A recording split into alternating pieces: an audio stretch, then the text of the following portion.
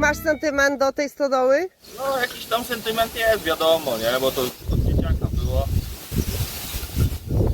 Ale było. Rysiu, cieszysz się, że będziesz miał ładny widok z domu? Teraz jestem bardzo zadowolony. Jarka nawet nie może wypije po robocie. Rysiu,